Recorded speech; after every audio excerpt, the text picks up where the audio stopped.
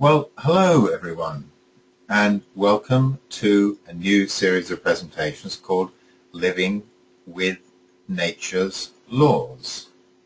And just before we start, just to mention, if you're watching this on YouTube, then it's best to watch it full screen in high definition mode. Now, Living with Nature's Laws is all about a new approach to the natural world and to gardens and landscapes, and how to become sensitive and work with nature's laws throughout the process of gardening and landscaping and working with natural worlds. This is part one. This is the introduction. And here I am. I'm your presenter. I'm John Edge, and I've been fascinated by this area for many, many years, 30 years or more. And I've had the great good fortune to be able to travel across the world to many countries to visit many of the world's famous botanical gardens and many other gardens. And I've been totally inspired by what people have done there and what I've been able to learn and incorporate with all my own understandings and work on the natural world, on nature and on sensitivity. So in this 21st century, we do know, don't we, that we're living in a time of quite extraordinary change, and that really we do need to make a new approach to future ways of life, because as many experts are telling us, the civilization we're part of is not really sustainable, and indeed not sustainable in many ways, not just one. And there are many facets to this, of course, but there is one clear priority, isn't there, that we need to have a better reconnection with the natural worlds, a much better understanding of the ways of nature, and in particularly how to successfully coexist with nature and the natural worlds around us to be a positive effect rather than a negative one by the way we live our lives. And Thomas Berry, who was a fascinating man who sadly died recently, but in his 90s, so he had quite an extraordinary life, he put his finger on this, I think, in this rather important quote. As he said, look, we no longer listen to what the earth, its landscape, its atmospheric phenomena, and all its living forms, its mountains and valleys, the rain, the wind, and all the flora and fauna of the planet are telling us. And I think that's an excellent quote. And indeed, in these presentations, well, we are going to be trying to do our bit, as they say, to listen better to what these aspects of the earth we live on are telling us. Well, often these issues need a collective approach, don't they? But it still all starts within our own lives. So here what we're doing is we're taking a more personal approach to this. First of all, we're considering nature's fundamental patterns or laws, as I said, that we can see around us in the world and in the skies and in ourselves. We're going to be considering how to relate better to nature itself by improving our sensitivity and looking at ways of doing that. And we're also going to be seeing how we can have a better registration of landscapes, trees, and plants that surround us and we live with. So at the heart of this really is improving our sensitivity and our ability to connect to nature. And Princess Irene of the Netherlands said some fascinating things, and this is a nice, lovely quote about becoming more sensitive, a multisensory person. The more we become multisensory persons, the better we can relate, feel, and experience the interconnectedness of all things.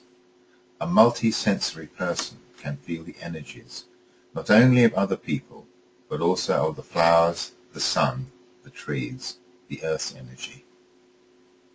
And in that picture, I think it's a rather lovely picture of Kum there, you can actually see many aspects of those things that she was talking about that we can connect to and feel the energies of better.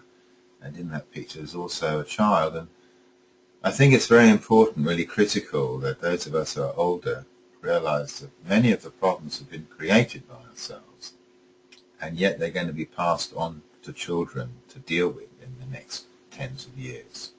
And I think it's really important that while there is still time, we do what we can to make corrections in many of these areas and improve the interconnectedness of nature.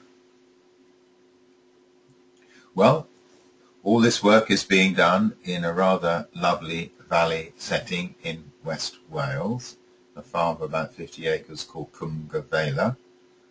Cwm for short, it's a bit of a Welsh tongue twister. And here at Cwm, the design of the gardens and landscaping areas, not all the 50 acres because that's partly farm, but the areas that we can work with, both in the wider landscapes and in the garden spaces, they've all been designed with nature's laws in mind and with all the principles that I'll be talking about and discussing in these presentations. Now that's not just the overall design, but also the choice of specific trees and plants and the placing of them in specific gardens designed and devoted to specific aspects of nature's laws. And most of the pictures you're going to see are going to be of Cwm itself, mostly taken by myself. And when I think of this rather lovely valley, I also think of that rather special quote from Shakespeare, where he says, "And this our life, exempt from public haunt, finds tongues in trees, books in the running brooks, sermons in stones, and good in everything." And indeed, Cwm Farm is about 2/3 of a mile off the local road up its own valley, and it is, I like to think, somewhat exempt from public haunt. Okay, so now we're going to be looking at 4 key aspects in the series of presentations. Now, first of all, we're going to be exploring nature's laws and patterns that we can see around us, and that includes in ourselves as humans, on the planet and in the flora and fauna that we live with, and in the universe, because in the cosmos, the planet and ourselves, the same laws apply, and we can see them in the same way. The second thing is to see how we can become more sensitive to these influences in nature and in landscapes and in trees and in plants, and have a better connectedness and better understanding and better sensitivity. Thirdly, we're going to see how we can design landscapes and gardens using these principles and sensitivities in all kinds of ways, and from big areas to small areas, from large garden spaces to small garden spaces. And fourthly, we're going to be looking deeper at the spiritual aspects and exploring nature's healing and well-being ways, because these are really one of the most powerful and important and valuable aspects of our connections with nature and can be most beneficial. And all this is going to be done in a very practical way, and the idea is that you can work with it in larger spaces of a few acres or down to a tiny little, but perhaps beautiful patio garden in a city. And whichever size of garden you have, hopefully these presentations will help you to look at them differently and add new ideas to the way you're thinking about them.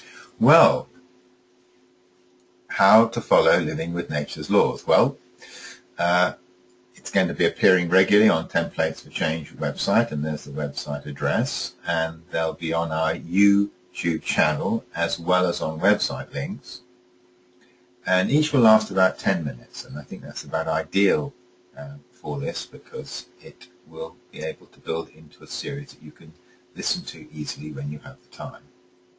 Be a complete exploration of all these ideas, and hopefully in future there'll be hands-on seminars and workshops.